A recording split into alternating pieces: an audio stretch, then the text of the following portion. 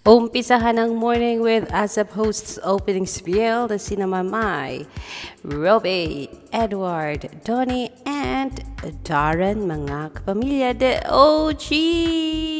Yes! Wala mo nang intriga. Yes, kasi nga magkakaibigan niya silang lahat. So, narito na, May. Ano bang nangyayari dyan? Let's hear it from them. Pamilya, kapatid, and ka-A2C, happy Sunday, you guys! Yes! Happy Sunday! At wini-welcome natin lahat, most especially the beautiful women in the world. Dito lang sa ASAP! Today, let's continue celebrating 30 years of ASAP's musical excellence with a very special performance. That's right, let's highlight the fierce beauty and talent na meron ang mga kababaihan natin as we celebrate Women's Month. Tama yan. Kaya naman humanda na ma-amaze at mapawaw sa mga concert treats na inanda namin para sa inyo. Mapawaw talaga.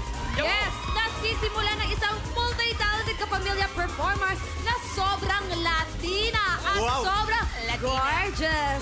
With Fem Manila, legit status, and the G-Force, let's do the abracadabra with the supreme actress, Lollipop! Hayan. Ano yan, Dong? Ba't nabulol ka? Dahilan ba sa... katabi ni Donnie si Maymay. Charot lang. Pero yes, mga kaibigan, hindi mapakali itong si Donnie pag hindi katabi ang kanyang bed. Ayan, kung makikita ninyo ay hindi naman magkatabi itong si Darren at Belle dahilan sa, ayan kinukuha ni Donnie ang atensyon ng isang Belle Mariano. Gayong nasa harapan ka na, Donnie, at kailangan mong lingunin itong si Belle na busy nag-uusap with Darren Espanto. Ito po ay in preparation sa kanilang spiel. Bakit parang para namang seryoso ka dyan, Donnie, mapag-angkin. Hindi pa pwedeng mag-usap itong magkakaibigan si Darren at saka si Belle. Pero yes, mga kaibigan, ito po yun na habang kumakanta si Donnie ay hinaharana ang isa.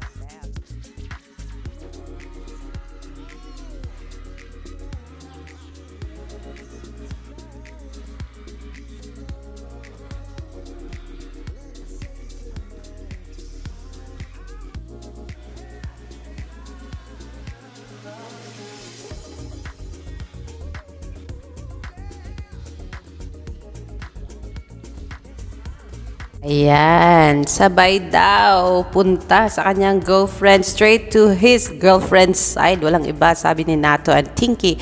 And yes, we are waiting for, syempre, ang mga events, mga sayawan at kantahan ng ASAP. Ito lang muna sa lahat kami. At lahat kami sa studio ay humimalay.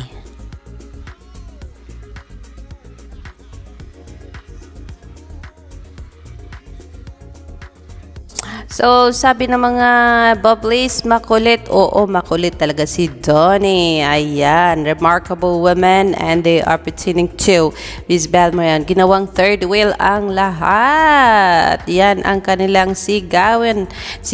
Grabe na to. Pero dun lang tayo sa...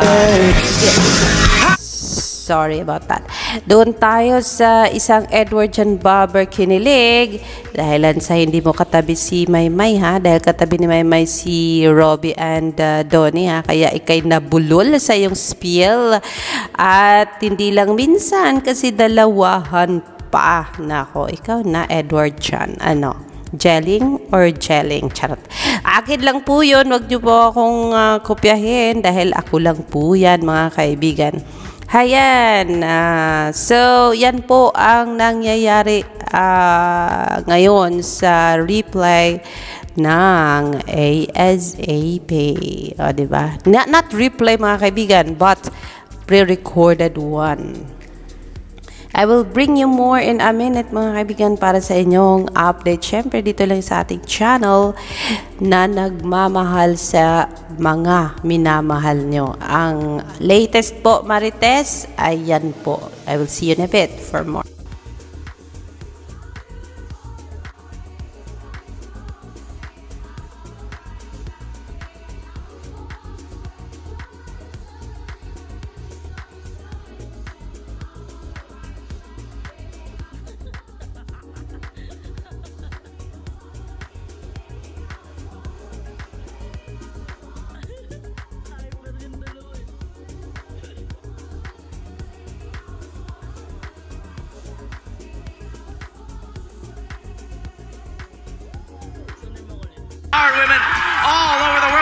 so much to the beautiful, the one and only. Grabe yun. Beautiful. But wait, there is more. Because there are more amazing women here in ASAP na talagang patunay na ang mga babae ay mahusay, magaling, malakas, matalino, at maganda inside and out. Yes, kaya naman dapat lahat tayo ay celebrate ang Women's Month dahil lahat tayo ay sigurado may mga espesyal na mga kababaihan sa ating buhay. Kaya naman, let's celebrate them this month. But most importantly, let's celebrate them every day. Tama ka dyan. Abante, babae! Yeah! And to all the women out there, hindi ka babae lang, babae ka. Keep that in mind. Kaya ituloy na natin ang ating Women's Month celebration kasama ang inyong paboritong ASAP Kapamilya!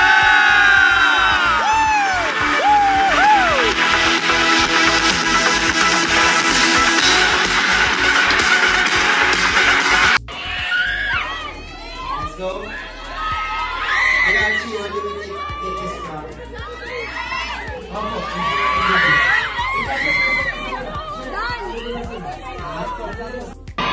Done.